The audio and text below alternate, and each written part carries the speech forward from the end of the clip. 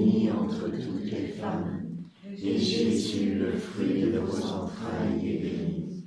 Sainte Marie, Mère de Dieu, priez pour nous pauvres pécheurs, maintenant et à l'heure de notre mort. Amen. Notre-Dame de la sagesse et de la paix, Priez pour nous. notre Père Saint Jean, Priez pour nous. Saint Thomas d'Aquin. Priez pour nous.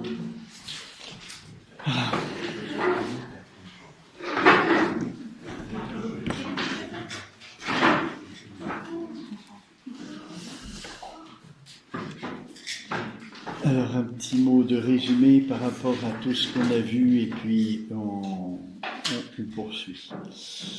Donc, le but de ce cours de théologie, c'est de mieux connaître saint Thomas, comme pour Aristote, pour nous initier à la théologie, et de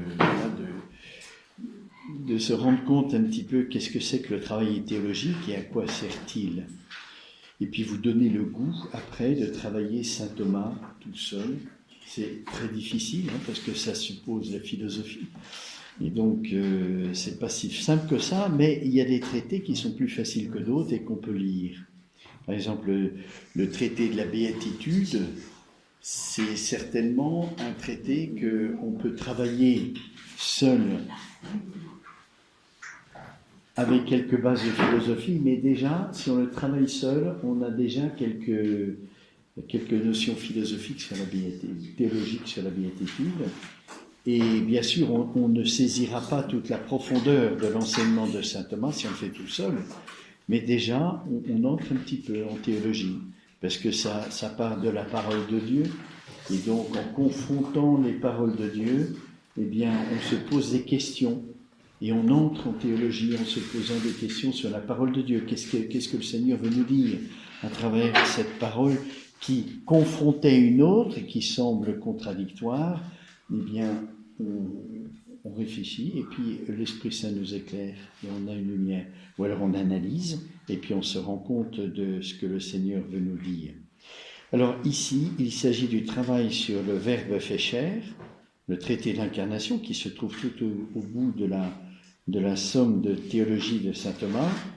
Et nous avons regardé, la première question qu'on regarde, c'est les convenances de l'incarnation. L'incarnation est une initiative de Dieu.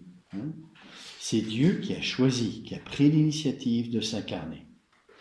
Alors la question, et c'est révélé que Dieu s'est incarné, la question que se pose le théologien, c'est pourquoi ?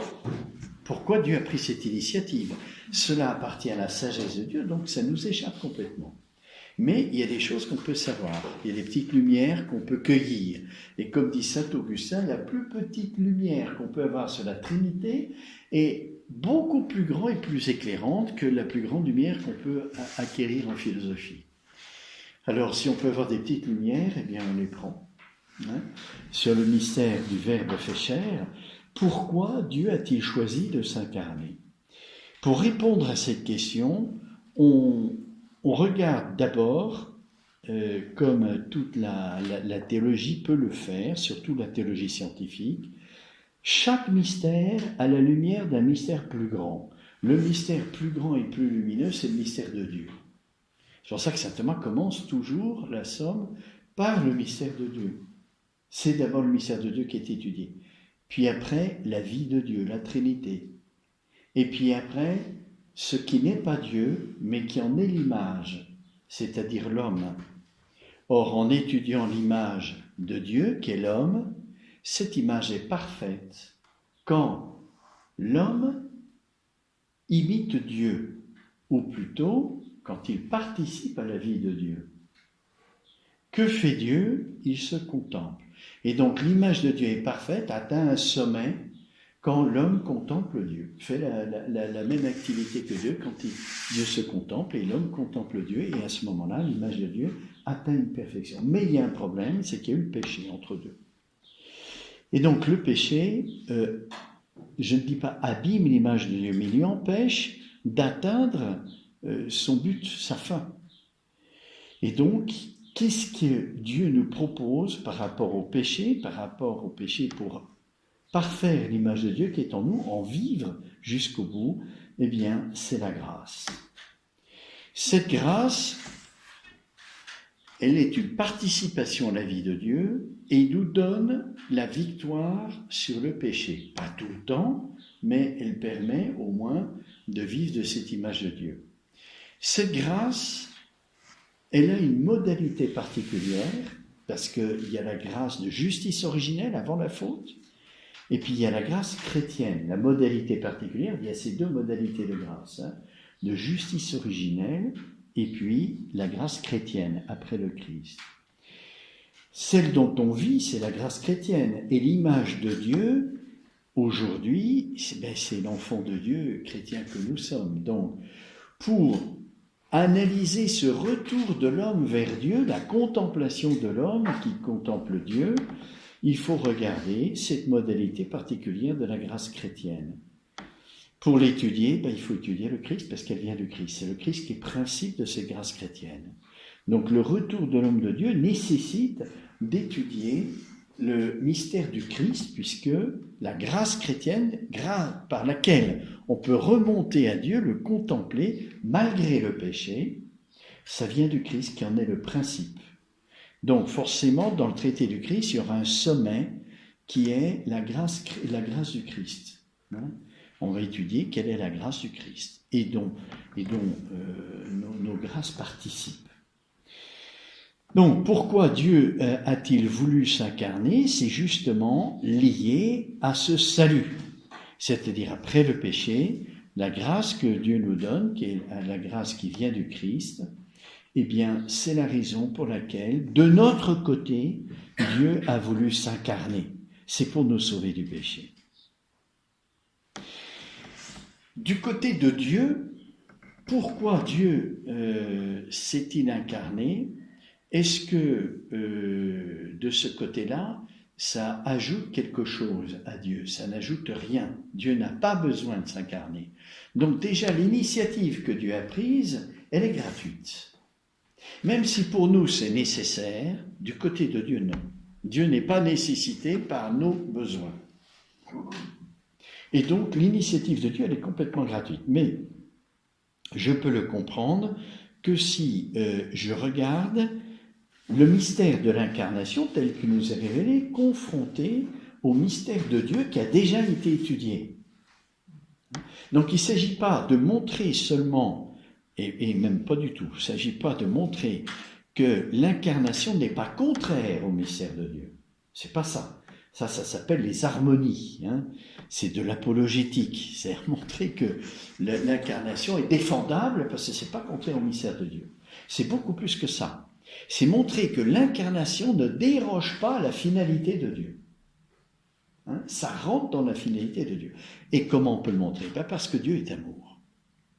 Et l'amour réclame de se donner. Mais de se donner comment? Parce que pour nous c'est nécessaire, mais pas pour Dieu, comme on l'a dit. Donc c'est une initiative qui vient de la surabondance d'amour qui est en Dieu. Dieu est amour infini, et dans cette surabondance d'amour, n'est pas exclu que Dieu puisse se donner de cette façon-là, tel que ça nous est révélé. Donc, premier article, nous avons vu que les convenances de l'incarnation, c'est ça, c'est le mystère de Dieu amour, et l'incarnation rentre dans cette perspective de Dieu amour, qui est la finalité. Dieu se suffit à lui-même parce qu'il s'aime lui-même et se contemple lui-même. Deuxième question que saint Thomas étudie, c'est de notre côté. Alors on a vu, c'est la nécessité. C'est le moyen, le meilleur que Dieu a choisi pour nous sauver du péché. Et pour nous, ça devient un moyen nécessaire. Parce que le salut n'est pas seulement une question de justice, c'est-à-dire que les péchés soient... C'est une question de sainteté, c'est-à-dire de degré de charité. Le salut, comment s'opère-t-il? Le salut, il ne s'opère pas magiquement, c'est-à-dire Jésus meurt à la croix, on est tous sauvés. Il s'opère par la révélation. Qu'est-ce qui nous sauve? C'est l'acte de charité. Pour faire un acte de charité, il faut que je sois attiré vers un bien. La charité est un amour. Et donc, si je suis attiré vers le bien surnaturel, ça s'appelle la charité. Pour être attiré par il faut que je connaisse. Et c'est pour ça qu'il y a la révélation. Alors, connaître l'amour infini de Dieu, c'est impossible, c'est un mystère. Mais en s'incarnant, Dieu nous fait connaître plus profondément ce bien qui est Dieu. Et donc, il nous sauve. Parce que si je connais plus profondément ce bien qu'est le mystère de Dieu, je suis attiré et je fais des actes de charité qui me sauvent. Vous comprenez ? C'est pour ça qu'à la croix, qu'on va bientôt célébrer, la passion et la résurrection de Christ, c'est la manifestation de l'amour de Dieu. La manifestation plénière. Et c'est ça qui nous sauve. Oui, c'est pas de la magie où Jésus meurt sur la croix et puis l'effet mystérieux, c'est qu'on est sauvé. C'est qu'on répond à cette attraction d'amour que le Seigneur nous dévoile à la croix en l'aimant. Parce qu'il nous montre toute sa bonté. Et on est sauvé. Alors répondre à cette attraction d'amour nécessite la grâce. Dieu nous donne le moyen de répondre à cette attraction d'amour. C'est la grâce. Donc, premier article, l'incarnation entre bien dans le mystère de Dieu en tant que Dieu est bon. Deuxième article, c'est le moyen le meilleur pour nous sauver, en nous révélant la bonté de Dieu, infinie. Et du coup, je fais des actes de charité à l'égard de Dieu. Troisième article, on est arrivé ici, c'est, alors, le titre que donne saint Thomas à ce troisième article, c'est Utrum si nod fuisset peccatum, Deus incarnatus fuisset. C'est-à-dire, si l'homme n'avait pas péché, Dieu se serait-il incarné. Si on dit que Dieu est amour, et que l'amour réclame de se donner, en bonne logique, Dieu doit se donner. Et si l'amour de Dieu est infini, surabondant, il doit se donner de la meilleure manière. De la manière la plus forte qui soit. Or, l'incarnation, avec l'Eucharistie, bien sûr, eh bien, c'est la manière dont Dieu peut se donner le plus fortement qui soit. Donc là, il semble qu'il y ait une nécessité. Vous voyez ? Parce que l'amour est infini en Dieu, il est surabondant, donc Dieu doit se donner. Donc l'incarnation semble être nécessitée non pas par le péché de l'homme pour nous sauver, mais par la bonté même de Dieu. C'est la bonté même de Dieu qui réclame de se donner. Alors, pourquoi saint Thomas ? C'est très rare, je crois que c'est l'unique question dans toute la Somme où saint Thomas fait une théologie du possible. Si l'homme n'avait pas péché, ce qui est du possible, il était possible que l'homme ne pêche pas. Est-ce que Dieu serait incarné ? Parce qu'il vient de montrer que la nécessité de l'incarnation pour nous, c'est le péché. Alors s'il n'y a pas le péché, est-ce que Dieu serait incarné ? C'est très rare. Saint Thomas ne fait qu'une théologie de la révélation. Il ne fait pas une théologie du possible. Mais là, il l'a fait parce qu'à son époque, il y a une polémique qui commence à naître sur cette question. Il y a toute une partie des théologiens qui disent, ben oui, Dieu se serait quand même incarné. Et on va voir pourquoi ils disent ça. Si l'homme n'avait pas péché, il serait quand même incarné. Alors, saint Thomas donc pose cette question et essaye de la résoudre, mais on va voir, il ne la résout pas complètement. Il dit, c'est plus convenable, encore une convenance, c'est plus convenable de dire que Dieu ne se serait pas incarné si l'homme n'avait pas péché, que de dire Dieu serait incarné quand même. C'est plus conforme aux Écritures. Là, le théologien, il est rivé aux Écritures, il est dépendant des Écritures. Or, à chaque fois qu'on parle du mystère de l'incarnation dans l'Écriture, c'est à cause du péché. Donc, saint Thomas est très prudent et ne dit pas, ben oui, peut-être que Dieu serait incarné si l'homme n'avait pas péché. C'est pas ce que nous disent les Écritures. Elles ne disent pas le contraire non plus. Donc, il dit, c'est possible de soutenir le contraire. Mais si on s'en tient en bon théologien aux Écritures et qu'on ne fait pas une théologie du possible, le réalisme théologique, c'est quoi ? C'est faire une théologie du mystère. Et le mystère, il nous est révélé. Donc le réalisme en théologie, c'est de faire une théologie de ce qui est révélé. Pas du possible. Pas de ce qui est en dehors de la révélation. Mais là, on voit très bien saint Thomas, disciple d'Aristote. Aristote, contre Platon, revient à l'expérience. Le réalisme, c'est ça, c'est revenir à l'expérience. Et en théologien, saint Thomas fait une théologie de la réalité mystérieuse qui nous est révélée. Donc on se contente des Écritures. Tous les possibles révélations privées, par exemple, on en a parlé ce matin à table, aujourd'hui, on ne peut pas faire la théologie de ça. Parce que c'est pas de la révélation. Ça n'a pas l'autorité qu'a la parole de Dieu. C'est Dieu qui parle, ça a toute l'autorité de Dieu qui parle. Les révélations privées, c'est peut-être très bien pour expliciter certaines choses, mais on n'a pas la certitude que ça soit vrai. On ne peut pas s'appuyer sur les révélations privées comme on s'appuie sur les Écritures. Là, les Écritures, c'est indubitable, il n'y a pas de doute. Révélations privées, on ne sait pas. Même si c'est des saints qui ont eu des révélations privées, on ne sait pas jusqu'où va la réalité et jusqu'où elle s'arrête. Parce que ça n'appartient pas à la révélation. Alors ça peut être très bien pour notre dévotion, pour notre ferveur, ça peut nous aider. C'est pour ça que l'Église n'a jamais condamné les révélations privées, du moins elle fait un discernement. Mais elle ne condamne pas parce que ça peut nous aider dans notre ferveur. Mais en tout cas, pour faire de la théologie, c'est autre chose que la vie de prière. Et dans la théologie, c'est la doctrine, donc là, il faut être carré. Parce qu'autrement, on peut dévier très facilement. Et on n'a plus l'unité de l'Église. Ce qui fait l'unité de l'Église, justement, c'est l'aspect doctrinal. On a la même révélation et la même interprétation avec des amplitudes. L'interprétation n'est pas univoque, c'est un seul sens. Il y a beaucoup d'interprétations, mais que l'Église cadre. Parce que Pierre a reçu cette grâce du Christ de pouvoir dire ça, c'est authentique. Ça ne l'est pas. Vous voyez ? Donc ça, c'est une grâce de Pierre qui est très précieuse pour nous. Alors voici la première objection de saint Thomas, au dire de saint Augustin lui-même. Donc il s'appuie sur saint Augustin. C'est une objection, c'est-à-dire de dire que le Christ serait quand même incarné si l'homme n'avait pas péché. Il y a bien d'autres motifs de l'incarnation que celui du relèvement du péché. Dieu se serait donc fait homme, même s'il n'y avait pas eu le péché. Bien d'autres motifs.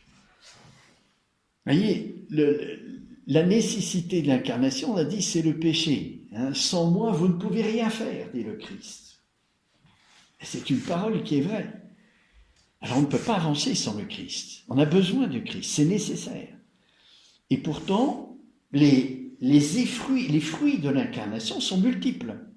Et donc on peut dire, à cause de ces fruits qui sont bons, Dieu aurait pu quand même s'incarner. Une bonne objection, elle est forte. Quoi, par exemple ? Eh bien, si l'incarnation est la révélation de l'amour de Dieu, rien que pour le progrès de l'homme, Dieu veut que l'homme soit saint. Il l'a créé pour la béatitude, donc pour la sainteté, pour le progrès de l'homme en sainteté.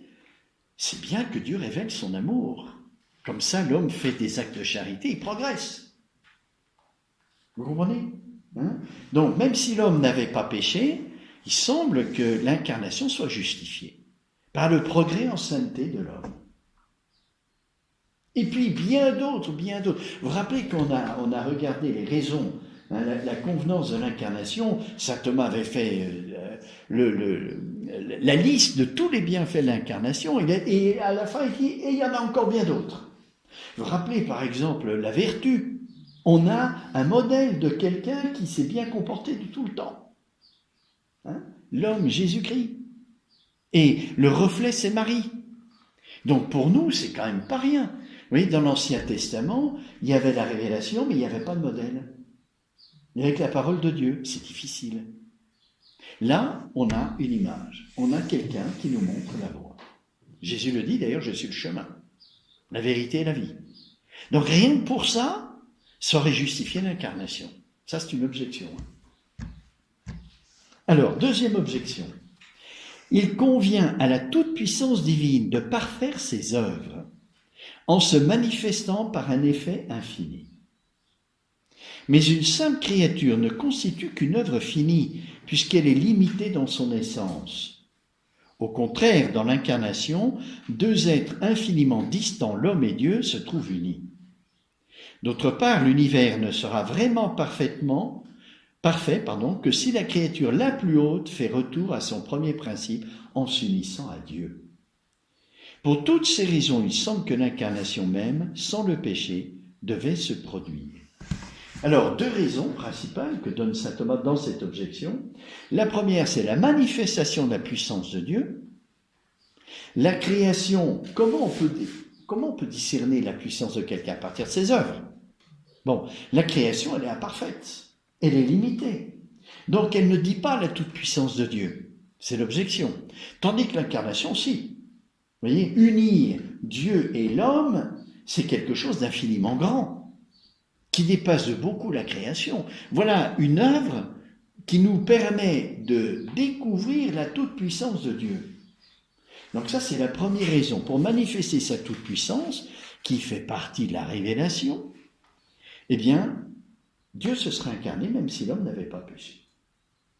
Deuxième raison, achever la création. La création, la réalité créée plus parfaite, c'est l'homme.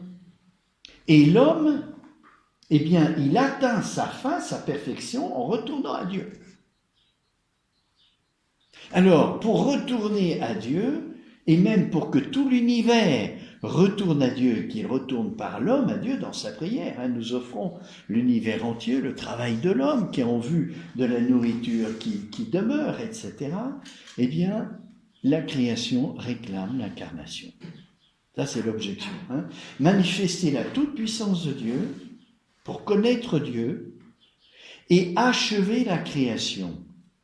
L'homme est assumable par Dieu, puisque ça existait l'incarnation. C'est-à-dire que la nature humaine est capable d'être assumée par Dieu. Si on veut que la création soit achevée, en particulier la créature la plus parfaite qu'est l'homme, bien, il faut que le mystère d'incarnation ait lieu. Parce que dans la nature humaine du Christ, qui est créée, la nature humaine, l'âme du Christ, elle est créée par Dieu, elle vient s'achever en subsistant dans le Verbe. Donc, la création, elle réclame pour être parfaite le mystère de l'incarnation. Alors, derrière, il y a toute la théorie de Teilhard de Chardin.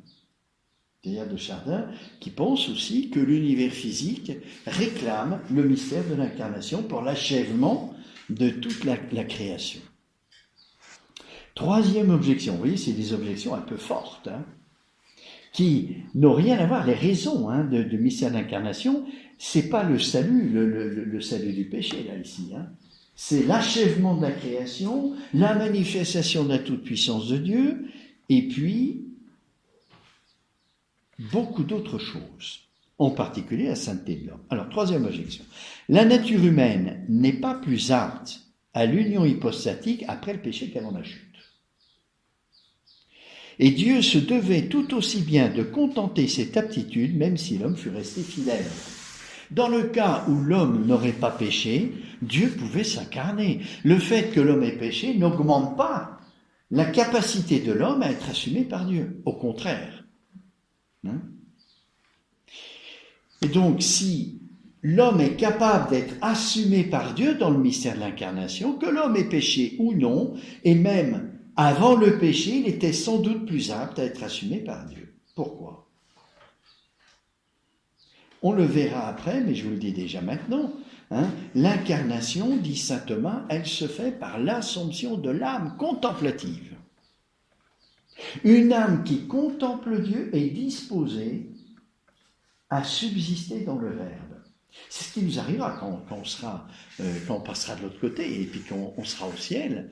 La contemplation nous dispose à l'assomption par le Verbe, qui est la contemplation du Père, de notre âme humaine. Alors, pas comme dans l'incarnation, on ne sera pas des êtres incarnés au ciel, mais une participation. Vous voyez, et saint Thomas n'hésite pas de faire le parallèle, il dit « Ce qui est au niveau de l'être dans l'incarnation, nous le vivrons dans la béatitude au niveau de la vie ». C'est-à-dire que Dieu assume le Verbe, assume la nature humaine dans l'être, dans la personne du Verbe, pas dans les deux, mais dans la personne du Verbe. Au ciel, c'est la vie divine qui assumera la nôtre. Oui, je dis que... Alors, saint Thomas fait une analogie entre le mystère de l'incarnation et puis la béatitude. Dans la béatitude, notre vie chrétienne est assumée par Dieu. Elle devient divine. Grâce à la lumière de gloire qui surélève notre vie chrétienne et nous permet de contempler Dieu avec le Verbe. C'est une lumière de gloire qui vient du Verbe, qui assume notre nature humaine, notre âme spécialement, contemplative, pour voir Dieu face à face. Et même avec la grâce et les dons du Saint-Esprit qu'on a déjà maintenant, on ne peut pas voir Dieu face à face. Pas possible. La foi est un écran de fumée, comment dire. En même temps, c'est la lumière qui nous révèle le mystère de Dieu. Donc on ne peut pas voir Dieu face à face aujourd'hui. Quand on mourra, la vie divine va s'emparer de notre contemplation grâce à la lumière, va surélever l'intelligence pour la rendre capable de voir Dieu. Donc il y a une assomption du Verbe par rapport à notre vie chrétienne. Elle va être assumée. Eh bien, ça, c'est analogue à ce qui se passe dans le Verbe incarné. C'est-à-dire le Verbe assume la nature humaine de Christ. Sauf que ce n'est pas dans la vie, mais c'est dans la nature. Le Verbe de Dieu, la nature divine, assume la nature humaine. Vous voyez ? Donc c'est presque dans l'être, c'est dans la nature. Ça veut dire quoi le mot assumer? Assumer, ça veut dire prendre avec. Prendre avec. Prendre avec, mais pas en juxtaposant, en se servant, vous voyez, et en ennoblissant ce qu'on assume pour le porter à celui qui assume. Vous voyez, par exemple, votre vie sensible, elle peut être assumée par la vie spirituelle. On a tous des passions, la concupiscence, l'appétit sensible et du bien ou du mal. Eh bien ça, ma vie spirituelle, elle peut s'en servir. Vous voyez, quand je suis passionné pour une chose, j'étudie. J'aime saint Thomas, je suis passionné, j'étudie. Je suis mu par la passion. La passion, c'est le grand moteur de ma vie. Et donc, je m'en sers pour ma vie spirituelle. Vous comprenez ? C'est ça, assumer. C'est ça, assumer. C'est me servir d'une réalité inférieure pour la réalité supérieure. Vous voyez ? Alors, mais ça c'est, vous voyez, ça présuppose pas mal de philosophie. Donc, je vous dis ça comme ça, mais c'est une analogie que fait saint Thomas pour nous faire comprendre ce qu'est la béatitude, en se servant de quelque chose, d'un autre mystère, qui reste un mystère. Vous voyez, en théologie, on ne peut pas tout savoir, et on ne peut pas tout comprendre. Il faudrait être Dieu pour ça. On n'est pas Dieu. Donc, il faut accepter qu'il y a des choses qu'on ne peut pas comprendre. Mais on a des petites lumières, justement, des comparaisons qu'on fait, qui nous donnent une lumière, mais pas tout. Ça ne nous donne pas la compréhension, ça nous donne une lumière sur quelque chose. Alors, vous voyez, la troisième objection, c'est de dire que le Verbe a assumé la nature humaine. Ça nous montre que l'homme est capable d'être assumé par Dieu. S'il n'y avait pas eu l'incarnation, on n'aurait jamais pensé, on n'aurait jamais su que notre nature humaine était capable d'être assumée par Dieu. Il y a une distance infinie entre Dieu et nous. Une distance infinie. Dieu, parce qu'il est tout-puissant, peut assumer notre nature humaine et s'en servir. Le Verbe de Dieu a parlé à travers la bouche de Jésus. Il a vécu à travers la nature humaine de Jésus. Il s'est servi de la nature humaine de Jésus pour dire, révéler des choses. Par la parole, par les gestes. Vous voyez, l'assomption de la nature humaine, c'est le Verbe de Dieu dans sa vie contemplative, qui se sert de la nature humaine pour nous sauver, pour se révéler, pour se donner. Alors au fond, la nature humaine, on sait qu'elle est assumable par le Verbe parce que l'incarnation a eu lieu. Donc on sait qu'elle est assumable. Si l'incarnation n'avait pas eu lieu, on n'aurait pas su qu'on était capable d'être assumé par Dieu. On n'aurait jamais su ça. Maintenant on le sait. Alors on se dit, si l'homme n'avait pas péché, il serait encore plus assumable par Dieu. Et si Dieu est bon, il l'aurait fait, même si l'homme n'avait pas péché. Si on dit que la raison pour laquelle Dieu s'est incarné, c'est le péché de l'homme, alors ça veut dire que si l'homme n'avait pas péché, Dieu ne se serait pas incarné. Alors ça semble pas très logique, puisque Dieu peut assumer la nature humaine, s'il n'a pas péché, il est encore plus assumable, Dieu est bon, donc voilà, ça devait être fait. Quatrième objection, le Christ a été prédestiné être fils de Dieu, selon la parole de saint Paul, mais la prédestination de Dieu étant éternelle et immuable, l'incarnation devait se réaliser en tout état de cause. Alors voilà, ça c'est une discussion qu'on a eue à table encore aujourd'hui, avec quelques-uns d'entre vous. La prédestination de toute éternité, la prédestination c'est le regard de Dieu qui est éternel. Hein. De toute éternité, Dieu avait prédestiné le Christ. Et donc que le Verbe se soit fait chair, c'était nécessaire puisque c'était prédestiné. Donc ce n'est pas une initiative libre de Dieu, il avait prévu et donc ça devait se réaliser. Alors, que l'homme ait péché ou non, c'était une prédestination, donc c'est de toute éternité, c'est au-delà du temps. L'homme a péché dans le temps. Mais la prédestination de Dieu, elle est éternelle. Et donc, que l'homme ait péché ou non, c'est une contingence, ça n'a rien à voir avec l'éternité, et donc Dieu devait s'incarner, même si l'homme n'avait pas péché. Vous voyez, elles sont subtiles ces objections, c'est pas rien. Hein. Qu'est-ce que vous répondriez hein Dieu avait prédestiné, avait prévu que le Verbe devait se ferait chair. De toute éternité, il l'avait prévu. Alors ça devait se réaliser. Hein Pour un peu manifester l'humilité, peut-être. L'humilité de Dieu. Ah, Dieu n'est pas humble. Il n'est pas orgueilleux ni humble. Parce que l'humilité, c'est une qualité, et Dieu n'a pas de qualité. Il est tout. Il n'a pas besoin. Mais les qualités, nous, on en a besoin pour nous parfaire. Mais Dieu est parfait, il n'a pas besoin de qualité. Mais la vertu, par exemple, c'est une qualité dont on a besoin parce qu'on est déficient. Mais comme Dieu est parfait, il n'a pas besoin de vertu. Il n'est pas vertueux. Il est plus que ça. Oui. Alors, pour nous, c'est un mystère. Hein. C'est difficile à imaginer, hein, ça.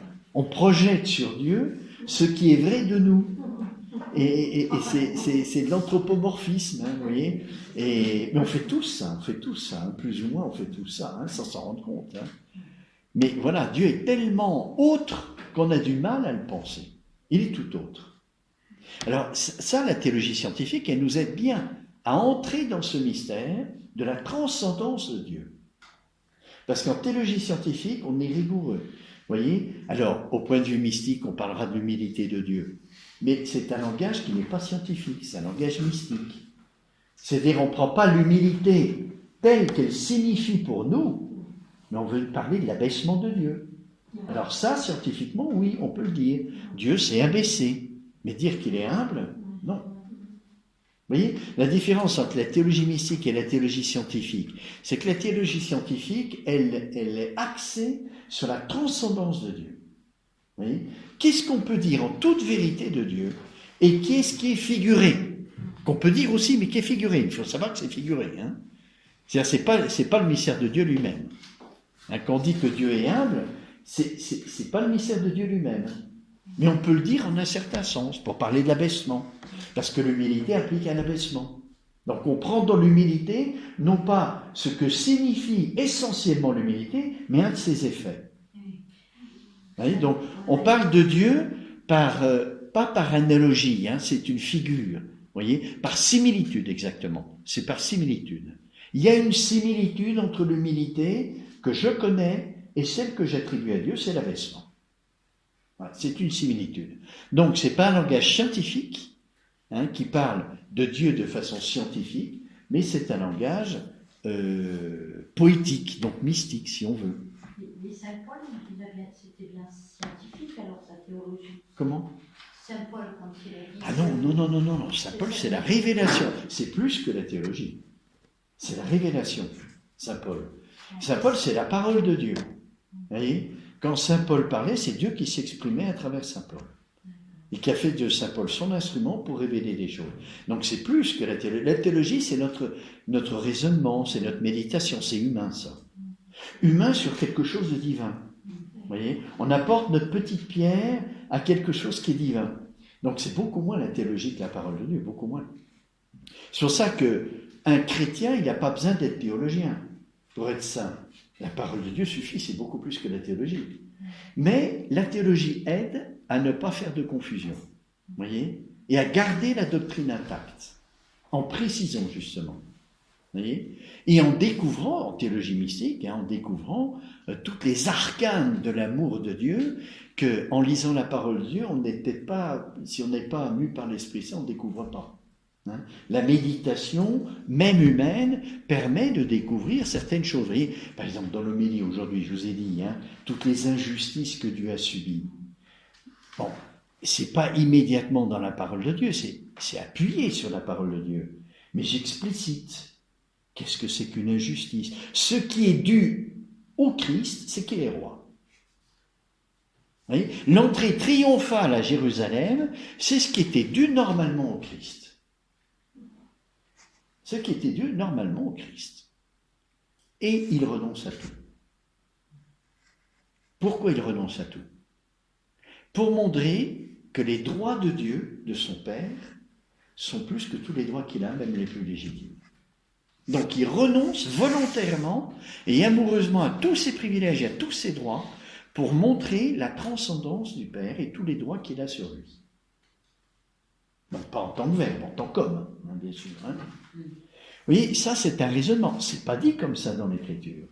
Mais j'explicite dans l'Écriture, grâce au raisonnement, quelque chose que je suis passé à côté en le lisant. J'ai pas vu ça. Et le théologien m'aide à découvrir des choses merveilleuses en théologie mystique. Vous voyez ? Voilà. Alors, 5e objection, donc. Le mystère de l'incarnation a été révélé au premier homme, Adam et Ève. Puisque saint Paul écrit à propos des paroles prononcées par Adam lors de la production de la femme, c'est là le grand mystère du Christ et de l'Église. Dans l'Église, il y a le Christ. Donc, lorsque Dieu a créé Ève et qu'il l'a créée pour Adam, saint Paul interprète, et c'est la révélation, c'est le grand mystère du Christ et de l'Église. La tête et les membres. Parce que Ève est tirée de la côte d'Adam, comme un membre d'Adam, si vous voulez. Donc c'est une figure du Christ et de l'Église. C'est une préfiguration du Christ et de l'Église. Le Christ est le nouvel Adam et la nouvelle Ève, tirée de son côté transpercé. Dieu a ouvert le côté d'Adam pour prendre une côte. C'est imagé, parce que Dieu n'a pas un scalpel. Il n'a pas besoin de ça. Mais c'est écrit d'une manière poétique. Donc d'une manière imagée, pour qu'on comprenne mieux. Donc il a ouvert le côté d'Adam, et puis il a pris une côte, et il a fait... c'est pour dire que la femme est proche du cœur d'Adam. La côte, c'est proche du cœur. Dieu a voulu la femme proche du cœur de l'homme. Et vice-versa, bien sûr. Donc, c'est pour nous montrer, en préfiguration, alors saint Paul, qui a une foi très pénétrante, il voit là une préfiguration de Christ et de l'Église. L'Église qui sont les membres, le corps mystique du Christ, qui vient du Christ. Le Christ est tête, et l'Église est membre. Comme Ève est tirée d'Adam, elle procède d'Adam. L'Église procède du Christ, par la grâce. Alors au fond, c'est comme une révélation, c'est une préfiguration. Mais Adam avait une intelligence, comme Abraham avant la faute. Il a vu, Jésus le dit, Abraham a vu mon jour. Il a eu foi dans le mystère de l'incarnation, Abraham. 2000 ans avant Jésus-Christ. Vous voyez ? Donc c'est Adam qui avait une foi aussi très profonde, parce qu'il n'avait pas péché, il était immaculé. Il a pu très bien comprendre. Alors, on ne sait pas s'il l'a compris ou pas, c'est pas dit, mais en tout cas, saint Paul dit, c'est une préfiguration du mystère du Christ et de l'Église. Mais Adam ne pouvait pas connaître à l'avance sa chute. Il ne pouvait pas savoir qu'il allait pécher. Et si Dieu a créé Ève pour Adam en préfiguration du mystère du Christ et de l'Église et à l'incarnation, alors même si Adam n'avait pas péché, comme c'était annoncé, préfiguré, eh bien le Verbe se serait fait chair, la même chose.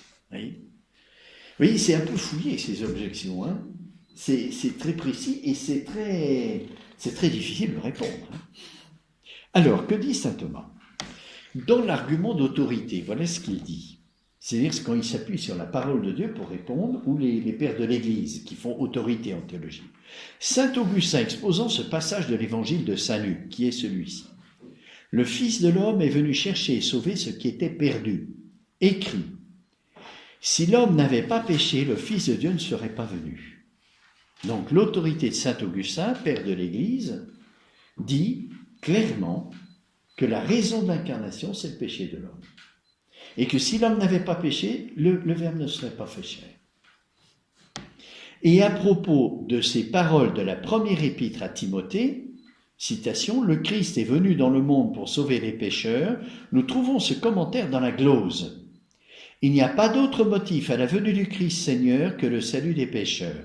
Supprimer en effet maladie et blessures, nulle raison de recourir au remède. » Je ne suis pas venu pour les bien portants, mais pour les pécheurs, dit Jésus. Donc là, on dirait que Jésus lui-même affirme que la raison de son incarnation, c'est le péché de l'homme.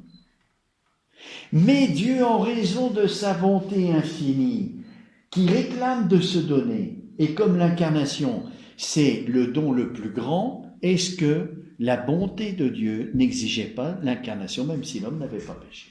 La gratuité de l'amour de Dieu, enfin. Est-ce qu'on peut la limiter? Elle est infinie, on ne peut pas la limiter. Donc on doit dire que Dieu s'est incarné. Alors vous voyez, là, ça repose sur une philosophie qui n'est plus celle d'Aristote, qui est celle du néoplatonisme. Plotin, donc un néoplatonicien, remplace les trois absolus de Platon, dont on a parlé ce matin, là en soi, le bien en soi et le bon en soi, par une triade, qui est l'un en soi, le nous et l'âme du monde. Ce sont trois absolus qui ne sont plus l'un, le bien et le beau, mais l'un, le nous, c'est-à-dire l'intelligence, c'est la parole grecque pour dire l'intelligence, l'esprit, et l'âme du monde. Mais il dit qu'entre ces trois absolus, il y a des liens de nécessité. C'est-à-dire que de l'un émane le nous, l'intelligence, et de l'intelligence émane l'âme du monde. Et quand il prend le terme d'émaner, il y met une nécessité. C'est-à-dire qu'entre l'absolu et la créature, il y a une émanation, c'est-à-dire une nécessité. Ça, c'est la philosophie néoplatonicienne. Si je m'appuie là-dessus, eh bien, c'est sûr que je dois dire que le Verbe se ferait chair, la nécessité de la bonté de Dieu, c'est qu'il se donne. Voyez. Alors il y a quelque chose dans la surabondance de l'amour qui n'est pas prise en compte, c'est que le don, il est gratuit et libre. C'est le contraire de la nécessité. L'amour réclame d'être libre et non nécessaire. Je me donne gratuitement, librement. Si je suis forcé de me donner, c'est plus l'amour. Vous comprenez? Donc, si je m'appuie sur une philosophie platonicienne qui met des nécessités partout, je dis que la nécessité de la bonté de Dieu, si l'amour réclame de se donner, et que de se donner infiniment, c'est l'incarnation, eh bien, mais non. Dieu, il est libre, et il se donne comme il le veut, quand il le veut et comme il le veut. Et ce n'est pas une nécessité. Même si j'aime, ce n'est pas une nécessité de me donner tout le temps. Si c'était nécessaire, je devrais me donner tout le temps. Non, c'est pas possible. Alors, raisonnement de saint Thomas. Ça, c'était l'argument d'autorité. Vous voyez qu'il s'appuie sur saint Augustin, qui était un père de l'Église, et la glose. Alors, que dit saint Thomas? Diverses opinions ont été émises à ce sujet. C'est pour ça qu'il veut éclaircir la chose, parce qu'il y a une confusion en théologie sur cette question. Certains prétendent que même si l'homme n'avait pas péché, le Fils de Dieu se serait incarné. D'autres soutiennent le contraire. Et c'est à leur opinion qu'il semble préférable de se rallier. Il dit préférable. Alors en latin, je ne sais pas quelle parole il dit, quorum magis ascensiendum videtur. Il semble elles sont plus à affirmer. Elles doivent être plus affirmées, celles-là. Donc il ne tranche pas nettement en disant oui, c'est ça et c'est pas l'autre. Il dit c'est préférable. Vous voyez, ça doit plus être soutenu que l'autre opinion. il va dire pourquoi. Les choses en effet qui dépendent de la seule volonté de Dieu et auxquelles la créature n'a aucun droit, ne peuvent nous être connues que dans la mesure où Dieu veut bien nous les manifester. Si la sagesse de Dieu ne nous est pas accessible. Alors faire des hypothèses, si l'homme n'avait pas péché, Dieu se serait-il incarné? C'est se mettre à la place de la sagesse de Dieu. C'est décider pour Dieu ce qu'il doit faire. Vous voyez, on ne peut pas faire ça. Hein. C'est pour ça qu'il parle de droit. Hein. Les choses, en effet, qui dépendent de la seule volonté de Dieu, comme l'incarnation, c'est une initiative de Dieu, ça dépend de la seule volonté de Dieu, et auxquelles la créature n'a aucun droit.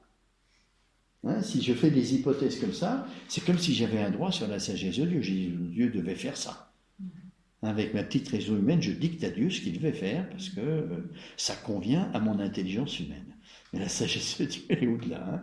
Ne peuvent nous être connus que dans la mesure où Dieu veut bien nous les manifester. La sagesse de Dieu, les initiatives de Dieu relèvent de la révélation, pas de nos raisonnements. Quand je dis Dieu est infiniment bon, l'amour réclame de se donner, donc Dieu se serait donné même si l'homme n'avait pas péché, c'est mon raisonnement. Mais la sagesse de Dieu, elle est au-delà de mon raisonnement. Et j'ai besoin de la révélation pour la connaître. Vous voyez ? Alors, je reprends. Les choses en effet qui dépendent de la seule volonté de Dieu, comme l'initiative de s'incarner, et auxquelles la créature n'a aucun droit, c'est gratuit, ne peuvent nous être connues que dans la mesure où Dieu veut bien nous les manifester. Parce que c'est sa sagesse. Et la sagesse de Dieu, on ne la connaît pas. Donc quand je fais un raisonnement pareil, eh bien, c'est comme si je savais la sagesse de Dieu. Et nous les transmettre par la Sainte Écriture. Or, le motif que partout la Sainte Écriture donne de l'incarnation, c'est le péché du premier homme. Mais là, on est devant le mystère. Hein. Donc, saint Thomas dit que c'est plus, c'est plus convenable. C'est pour ça qu'on est dans les convenances de l'incarnation. Hein.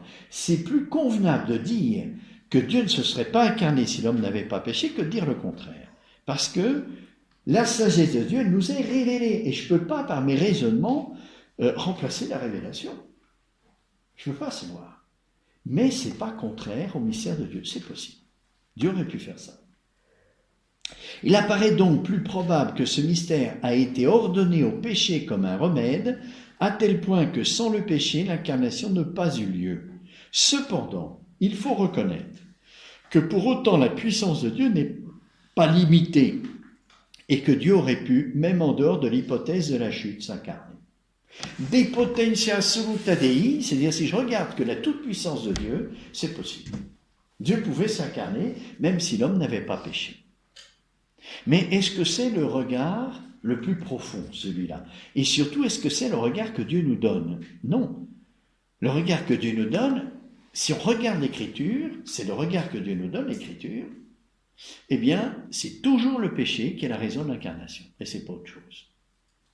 Alors, on ne peut pas dire que le contraire soit faux, mais il est préférable, en bon théologien, de dire ça. C'est pour ça que saint Thomas, il fait docteur commun de l'Église. Parce que c'est un théologien qui est vraiment très rigoureux et qui s'en tient à ce que Dieu nous dit. Il ne fait pas d'hypothèse. Voyez ? Pour rester dans le réalisme théologique. Le réalisme, c'est quoi? C'est la réalité qui existe. Et en théologie, c'est le mystère. C'est Dieu, c'est la Trinité, c'est le Christ, c'est la Vierge Marie. C'est ça la réalité. Et donc je fais une théologie de la réalité du mystère qui m'est transmis par la révélation. Tout le reste, c'est du possible. Alors, voyons ce qu'il dit aux réponses aux objections. Première objection, vous vous rappelez, c'était quoi? C'est de dire qu'il y a bien d'autres avantages à l'incarnation que le salut, que le rachat du péché. Et donc, même si, à cause des bénéfices que l'homme en tire de l'incarnation, même si l'homme n'avait pas péché, eh bien, le Verbe serait péché. Alors, saint Thomas répond, tous les motifs que l'on donne de l'incarnation se rapportent en définitive au motif principal du péché.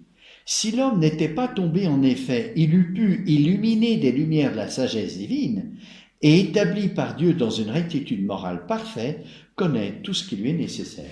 C'est-à-dire que Dieu, si l'homme n'avait pas péché, pour le faire progresser en sainteté, il n'avait pas besoin de s'incarner. Dieu pouvait illuminer l'homme, lui révéler les profondeurs de son amour. Les dons du Saint-Esprit, c'est ça, c'est exactement ça pour nous. Hein. C'est une révélation privée, on pourrait dire, de la bonté de Dieu, de sa lumière. Et Dieu n'est pas limité par le péché de l'homme pour s'incarner, non. Et même si l'homme n'avait pas péché, eh bien Dieu aurait pu l'éclairer autrement et obtenir les mêmes effets que par l'incarnation. Mais dans le jardin d'Éden. Dans le jardin d'Éden. Ouais, quand Adam a péché et se cache de Dieu par honte. Ouais. S'il se cache, c'est parce qu'il le voyait. Il ne voulait pas que Dieu le voie, mais Dieu le Non, voyait. non, il ne le voyait pas. Il le voyait pas. Non. Ils n'étaient pas dans la vision béatifique. Ils étaient créés dans la foi. Hein. Donc, D'accord. ça, c'est le langage biblique. On dit que, oui, effectivement, hein, la vision de Dieu. Hein. Oui. Mais c'est le langage biblique qui n'est pas un langage scientifique. D'accord. C'est une manière de parler pour nous faire comprendre quoi? Pour nous faire comprendre qu'Adam et Ève avaient une proximité avec Dieu, unique. C'est comme s'ils le voyaient. Mais il y avait une présence de Dieu tellement forte, parce qu'il n'y avait pas de péché, ils étaient immaculés, il y avait la grâce. Donc c'était comme s'ils étaient en présence de Dieu, comme s'ils le voyaient, mais ils ne le voyaient pas. Hein? Voir Dieu, c'est dans la vision béatifique. Et justement, Adam et Ève ont été créés dans cette épreuve de la foi pour mériter la vision béatifique. Voilà. Hein? Alors, mais l'homme s'étant détourné de Dieu pour se porter vers les créatures sensibles, il convenait que Dieu se fît homme afin de le sauver par le moyen de ces mêmes créatures sensibles. Oui, c'est que le péché a déréglé l'homme entre la vie spirituelle et la vie sensible. Il y a une propension à la vie sensible de se développer pour elle-même sans son service à la vie spirituelle. Je vois, c'est pour connaître. J'entends, c'est pour connaître avec l'intelligence. Mais je peux me servir de ma sensibilité pour autre chose. En dehors de la vie spirituelle, pour connaître ou aimer. Et je peux rêver toute la journée parce que ça me plaît. Et c'est pas en vue de la vie spirituelle de connaître ou d'aimer. Je rêve. Vous voyez ? Et bien ça, c'est un développement de la vie sensible en dehors de sa finalité, qui est la vie spirituelle, au plan naturel. Je ne parle pas de la grâce, hein, au plan naturel, la vie spirituelle. Hein. Comme le péché a mis ce désordre, c'est-à-dire qu'on a des tendances à la vie sensible qui sont exagérées, c'est par la vie sensible que Dieu rectifie l'homme, voyez, et réordonne la vie sensible à la vie spirituelle. Les sacrements, c'est exactement ça. Vous voyez l'Eucharistie et vous faites un acte de foi. Vous dites, Jésus est là. L'acte sensible de voir est réordonné à la vie spirituelle. Jésus est là. Vous voyez ? Je peux user de ma vue d'une façon qui n'est pas chaste. C'est-à-dire que ma vue, elle n'est plus ordonnée à la vie spirituelle. Alors Jésus a créé les sacrements pour contrecarrer le péché originel qui me fait dévier dans ma sensibilité vers les choses terrestres au lieu qu'elles soient ordonnées aux choses spirituelles. Vous voyez ? Alors l'incarnation, c'est la même chose. Dieu s'est rendu quasi visible, sensiblement, dans la nature humaine du Christ pour réordonner un peu toute notre vie sensible à la vie spirituelle. Il nous a parlé, donc on a écouté, et on a écouté quoi ? Des choses spirituelles. Les commentaires que Jésus faisait dans l'Ancien Testament, mais d'une manière lumineuse et profonde, comme jamais personne n'a parlé. Hein. D'ailleurs, les Juifs le disent, jamais homme n'a parlé comme cet homme. Quelle autorité ! Vous voyez, donc, il rectifie la vie sensible en la réordonnant à la vie spirituelle. Ce que le péché a défait, le Christ le refait par l'incarnation. Et comme le dit saint Augustin, commentant cette parole de saint Jean, le Verbe s'est fait chair, et cette parole de saint Jean, commentée par saint Augustin, la chair vous avez aveuglé, péché originel, la chair vous guérit, car le Christ est venu dans la chair pour éteindre les passions de la chair.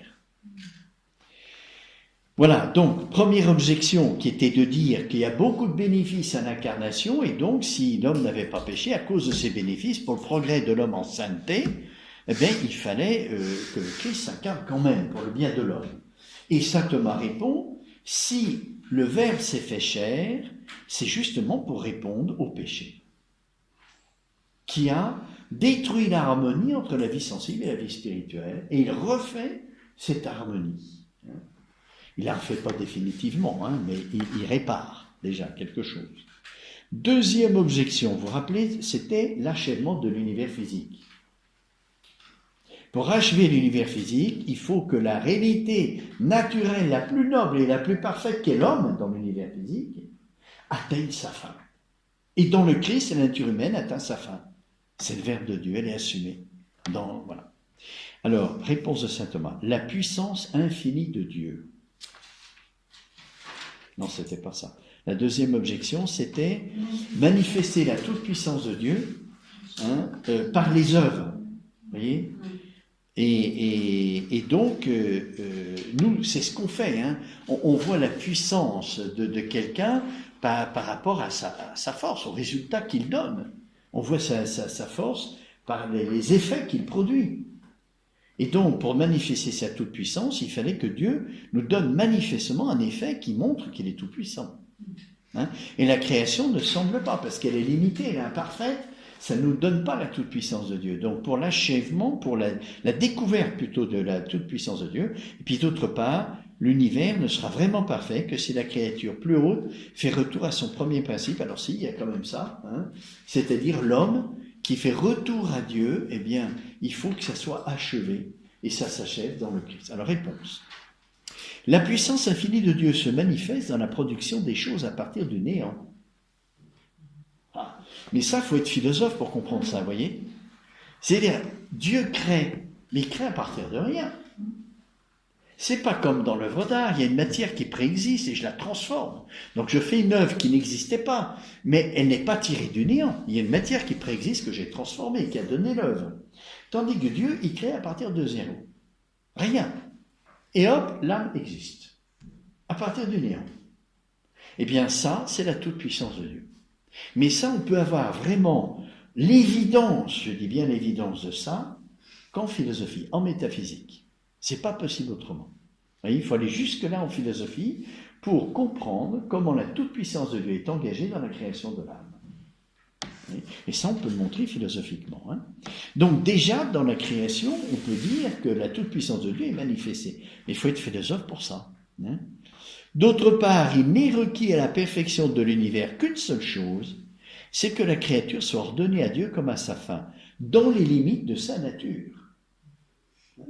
Autrement dit, la capacité d'être assumée par Dieu de la nature humaine, est-ce que c'est une puissance obédientielle ou est-ce que c'est une tendance vers ? Vous voyez, si je prends une planche de bois et que je la travaille et que j'en fais un plateau de table, par exemple, est-ce que cette planche de bois, en elle-même, elle a une tendance à être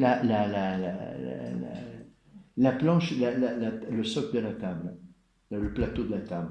Est-ce que la planche de bois, avant que je la travaille, elle est ordonnée à devenir... Non. C'est moi qui lui donne. C'est ce qu'on appelle une puissance obédientielle. C'est-à-dire, elle est capable de devenir plateau de table, mais elle n'y est pas ordonnée. Vous voyez ? Il y a des tendances qui nous ordonnent. Ah, par exemple, j'ai la capacité de voir, si j'ouvre les yeux, je vois. Alors voilà une puissance qui est ordonnée à quelque chose. C'est pas seulement du possible. J'ouvre les yeux, je vois. C'est une puissance qui a une tendance vers un objet. Tandis que la planche de bois, elle n'est pas ordonnée à devenir plus un tableau de table qu'un siège de chaise ou qu'autre chose. Elle n'est pas ordonnée positivement à ça. Mais elle peut le devenir sous l'influence d'un autre. Alors la nature humaine, est-ce qu'elle a une tendance à l'incarnation, à être assumée par le Verbe, ou est-ce que c'est simplement une puissance obédientielle ? Et il est possible que Dieu fasse ça. Si c'était une tendance, vous comprenez bien, ça rend l'incarnation obligatoire. Dieu ne peut pas nous créer avec des tendances sans nous donner la possibilité d'accomplir ces tendances qui sont bonnes. Ça serait monstrueux.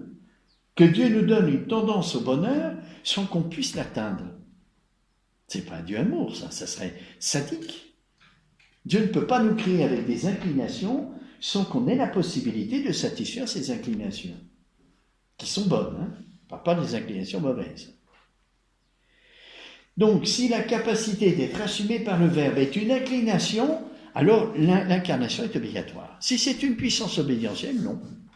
C'est pas obligatoire, parce que c'est pas une tendance de la nature humaine. Vous comprenez la différence? Oui? Pas trop compliqué? Hein? Ça va. Alors on continue. Troisième objection, puis je vais m'arrêter parce que c'est l'heure. La nature humaine n'est pas plus apte à l'union hypostatique après le péché qu'avant. Dieu se devait tout aussi bien de contenter cette aptitude, même si l'homme fut resté fidèle. Alors, il y a une double aptitude dans la nature humaine. Ah ben voilà, j'ai répondu déjà à la troisième question. L'une naturelle est que Dieu satisfait toujours en donnant à sa nature ce que comportent ses capacités propres, l'autre surnaturelle, qui tient à l'entière dépendance de la créature par rapport à la puissance divine. Il est bien évident que Dieu n'est pas tenu de satisfaire cette aptitude.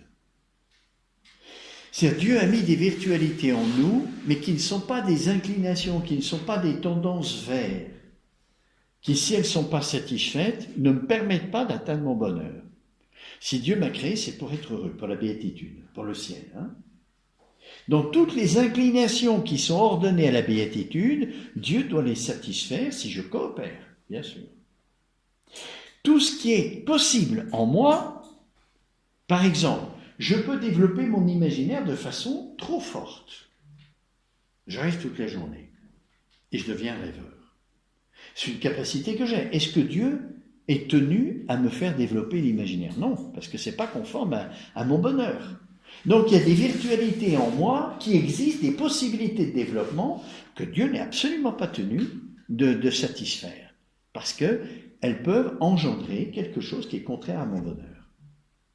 L'incarnation, c'est une possibilité que j'ai d'être assumée par le Verbe, mais Dieu n'est pas obligé parce que je peux atteindre la béatitude d'une manière autre. D'une manière autre qui est le chemin de sainteté. Et donc Dieu n'est pas tenu, parce qu'il n'y a pas de tendance en moi à être assumé par le Verbe de Dieu. Il n'y a pas une inclination à être assumé par le Verbe de Dieu. Donc Dieu n'est pas tenu de la satisfaire. Quatrième objection, le Christ a été prédestiné à être le Fils de Dieu, selon la parole de saint Paul. Mais la prédestination de Dieu étant éternelle et immuable, l'incarnation devait se réaliser. Alors, la quatrième objection, réponse, la prédestination suppose la préscience des choses futures. Ainsi, Dieu prédestine parfois un homme au salut en raison de la prière à venir de ses frères. Très beau ça. De même, Dieu a prédestiné le Christ à être fils de Dieu en raison du péché à réparer. C'est-à-dire que Dieu savait à l'avance que l'homme pécherait. Donc, de toute éternité, il a prédestiné le Christ à être le Fils par nature. Mais il n'a pas déterminé le péché et le libre usage de la liberté humaine. Dieu n'a pas prédestiné l'homme à pécher. Il a prédestiné à être saint, ça oui. Et c'est très beau de voir la différence. Hein. On est tous prédestinés à être saints. Hein. C'est-à-dire que Dieu, quand il nous a créés, il nous a tous mis ce qu'il fallait pour être saints. Mais je peux user de la liberté d'une mauvaise manière. Et Dieu, prescient, sait tout à l'avance, mais il ne me détermine pas au péché. Pas du tout. C'est pas parce qu'il le sait à l'avance que c'est inéluctable. Je suis libre, de mon côté. Du côté de Dieu, c'est inéluctable, mais pas du mien. Hein? Et donc, je ne suis pas prédéterminé, je reste libre, même si Dieu le sait à l'avance. C'est un grand mystère, hein? Entre la connaissance et la détermination. C'est pas la même chose. Hein. Donc saint Thomas a fait cette distinction pour montrer que si Dieu avait prédestiné de toute éternité que l'incarnation se ferait, ce n'était pas prédéterminé pour nous. Ça dépendait de la liberté de l'homme qui devait pécher ou ne pas pécher. Mais Dieu le savait à l'avance. Donc il pouvait le prédestiner. Mais c'est pas pour ça que pour nous, c'était obligatoire. On reste libre. Hein. Cinquième objection. Le mystère de l'incarnation a été révélé au premier homme, Adam. Hein, saint Paul qui interprète la création d'Adam et Ève, mystère du Christ et de l'Église, donc l'incarnation. Alors, réponse. On peut révéler à quelqu'un un événement futur sans lui en découvrir la cause. Donc, saint Thomas ne nie pas, en s'appuyant sur saint Paul, que Adam ait compris qu'un jour, le Christ se serait incarné. Mais Adam ne savait pas pourquoi le Christ se serait incarné. Même s'il l'a compris, il ne savait pas la cause.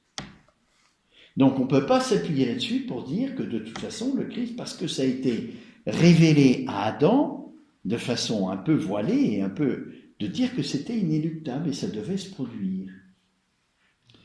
Dieu a très bien pu révéler au premier homme le mystère de l'incarnation sans lui faire connaître que le motif en serait son propre péché.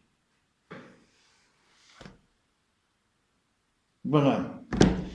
Donc, j'espère que ça nous a pas embrouillé la tête, au contraire, éclairci un petit peu sur certains points. Vous voyez, parce que c'est de la dentelle, hein, c'est-à-dire qu'on va puiser dans les argumentations, les choses les plus subtiles pour avoir la lumière la plus grande.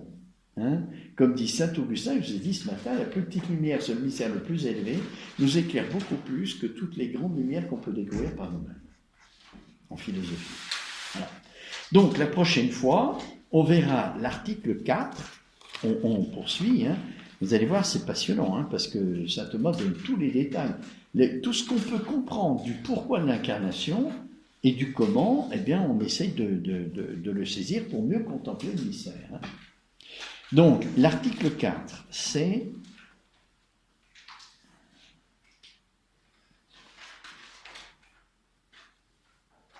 Puisque maintenant, saint Thomas a dit que la raison principale, en s'appuyant sur l'écriture, parce qu'on est des théologiens, de l'incarnation, c'est le péché de l'homme, il cherche à savoir, ce péché, est-ce que c'est principalement le péché originel, ou si c'est le péché actuel de l'homme. C'est-à-dire, le péché que nous commettons tous les jours, est-ce que c'est la raison du motif de l'incarnation, ou c'est principalement le péché originel?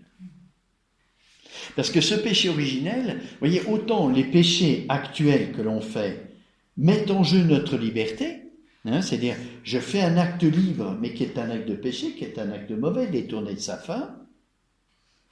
Et là, est-ce que l'incarnation est-elle nécessaire pour ça? Tandis que le péché originel, là, j'ai aucun pouvoir dessus. Je nais avec ça. Je ne peux pas réparer. Je ne peux rien faire. Alors, est-ce que c'est ça qui nécessite l'incarnation? Plus pour le péché originel que le péché actuel. Jésus dit, sans moi, vous ne pouvez rien faire, comme je vous l'ai dit. Donc, il semblerait bien que même le péché actuel nécessite l'incarnation. Sans moi, vous ne pouvez rien faire. Mais comment comprendre ça? Mais si on n'a pas fait le péché originel, on n'a pas raison. Si quoi? Le péché actuel dépend du péché originel. Non. Alors il se trouve que, oui, il y a un lien de causalité, disons, lointaine, matérielle. Hein. C'est à titre de disposition. Le péché originel nous incline au péché actuel, oui, ça c'est sûr. On a des dispositions mauvaises qui sont nous, comme l'orgueil, la tendance à la vanité, à la concupiscence de la chair, qui nous inclinent à pécher. Une tentation là-dessus, hein, c'est difficile de résister. On a déjà des inclinations mauvaises, puis en plus le démon intervient pour nous tenter, et alors c'est pour ça qu'on demeure des pécheurs. Voyez ? Donc le péché originel a facilité. Maintenant, si Adam n'avait pas péché, est-ce que les autres hommes ensuite n'auraient pas péché? C'est pas sûr. On n'en sait rien. Donc on ne peut pas dire que le péché originel soit l'unique cause du péché actuel. On ne sait pas. Mais il y a un lien, ça c'est sûr. Le péché originel existant, eh bien on est sûr que les péchés actuels ont une part de leur responsabilité due au péché originel et au démon. Ça n'excuse rien, hein, c'est-à-dire qu'on est toujours responsable des péchés actuels, mais disons qu'on a des circonstances atténuantes. Vous voyez que le paraclet, notre avocat, mettra en avant lors du jugement particulier. Le pauvre, il a eu un péché originel avec des conséquences terribles. Et puis le démon s'est acharné sur lui. Donc, il est pardonnable. Bon, voilà, je m'arrête la prochaine fois. Alors, sauf si vous avez des questions sur ce qu'on a dit. Mais j'ai une question, mais c'est l'exception, Marie est l'exception. Et quand tout à l'heure on parlait de l'Eucharistie, Marie a eu besoin de l'Eucharistie. Oui, oui. Alors ça fait partie des raisons de l'incarnation, vous voyez, pour la croissance en sainteté de l'homme. C'est-à-dire que Dieu se donne pas seulement pour la justice, c'est-à-dire pour réparer le péché, mais aussi pour nous faire grandir en sainteté. Donc l'incarnation, même si elle est motivée par le péché, il y a une autre raison, c'est la croissance en sainteté. Et Marie, de ce côté-là, en a eu besoin. La révélation de l'amour qui suscite une réponse d'amour. Et c'est ça qui nous fait grandir en sainteté. Oui. L'Eucharistie, je peux la contempler et je peux découvrir toujours plus la bonté de Dieu, la bonté de Jésus qui se donne dans l'Eucharistie. C'est le mystère de la croix. Oui. Alors après, il y a tout ce que Marie a vécu au pied de la croix, qu'elle peut revivre, rendre actuel et intensifier grâce à l'Eucharistie qui lui redonne le mystère de la croix, d'une autre manière que ce qu'elle l'a vécu, d'une manière douloureuse et pénible. Donc l'Eucharistie, c'est le même mystère sans toute la pénibilité. Oui. Donc c'est vrai que Marie, qui n'a pas eu le péché originel, le mystère d'incarnation, pour elle, c'est principalement l'Eucharistie et la croix. Et est-ce qu'elle avait, à la scène, elle n'était pas à la scène, mais est-ce qu'elle a eu l'Eucharistie, vous voyez, à Jean? Oui, elle a été donnée à Jean pour ça. À la croix, hein? C'est après, mais je veux dire, le jeudi saint, est-ce que Marie, vous voyez, a eu l'Eucharistie comme... Ça, on n'en sait rien, c'est pas révélé. Hein. Mais probablement qu'elle était là, probablement. Même si elle n'était pas avec les 12, elle était dans une pièce à côté, enfin elle était avec les apôtres, elle a suivi Jésus tout le temps. Et donc, elle devait être là, même si on ne sait pas si elle a reçu l'Eucharistie à ce moment-là. Ce qu'on sait, c'est qu'elle l'a reçu certainement après la mort de Jésus, grâce à Jean, qui était le prêtre de Marie. Bon, allez. Peut-être pour l'éternité de Jésus, parce que c'est lui-même qui dit « Je suis doux et humble de cœur ». C'est Oui. pas la théologie scientifique, c'est ça? Ah non, oui, c'est une théologie mystique. Voilà, Jésus prend un langage que tout le monde peut comprendre. Et puis, Jésus, par contre, dans sa nature humaine, il avait l'humilité, il avait toutes les vertus. Sauf qu'elles ont été acquises tout de suite. C'est comme il était rectifié, le premier acte de vertu l'a rendu vertueux. Donc Jésus, dans sa nature humaine, avait toutes les vertus. Ça oui. Mais il les a acquises subitement. Pas comme nous, on est obligé de répéter les actes. Pour devenir un tout petit peu humble, il faut faire plein d'actes d'humilité. Puis après, on arrive quand même un tout petit peu. Tandis que Jésus, le premier acte, parfait. Il a atteint l'humilité tout de suite, dans sa nature humaine. C'est comme son intelligence, vous voyez. Jésus, il a fait la métaphysique tout de suite. La philosophie tout de suite. Il était super intelligent et perspicace, donc il a pu découvrir la vérité tout de suite. Il la connaissait déjà, hein, comme Dieu.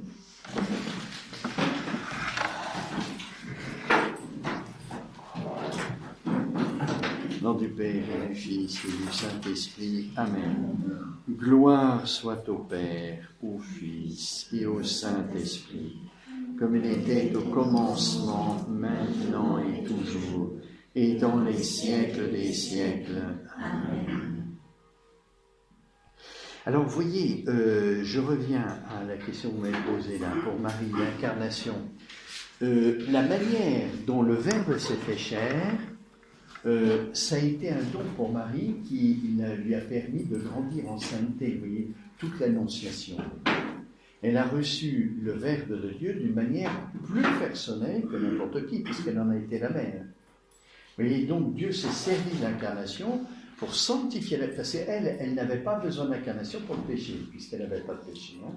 Donc Dieu s'est servi de l'incarnation pour sanctifier la Vierge Marie de multiples manières à l'Annonciation, pour qu'elle connaisse cette intimité avec Dieu dans sa maternité divine, et qu'elle pénètre dans le mystère trinitaire pour qu'elle soit comme le Père celle qui engendre le Verbe, comme le Père, celle qui regarde le Verbe comme son Fils, et qui l'accueille comme le Père l'accueille. Puisque le Père, le Verbe est dans le sein du Père, il l'accueille au plus intime de lui-même. Et comment une mère peut accueillir une personne humaine plus intimement, si ce n'est dans la maternité. Oui. Donc, grâce à l'incarnation, Dieu peut faire participer Marie du mystère du Père d'une façon unique, parce qu'elle l'associe à la vie du Père. Oui. Elle est vraiment l'icône du Père, en l'engendrant, en le regardant, le contemplant et en l'accueillant comme le Père l'accueille. Et le Père, les personnes divines entre elles sont tout don et tout accueil. Il n'y a rien qui n'est pas don ni accueil en eux. Tout est accueil et don. Tandis que nous, non, c'est pas comme ça, même si on aime très intensément. Marie, grâce à son fiat, elle a une adhésion de foi qui montre l'accueil total, au-delà de ce qu'elle comprend. Un accueil qui est sans condition. Donc, en disant son fiat, elle accueille le Verbe spirituellement, comme le Père l'accueille, mais à la mesure humaine, c'est-à-dire dans la foi. Et le Père l'accueille en réalité comme son Fils. Il est tout accueil pour le Fils.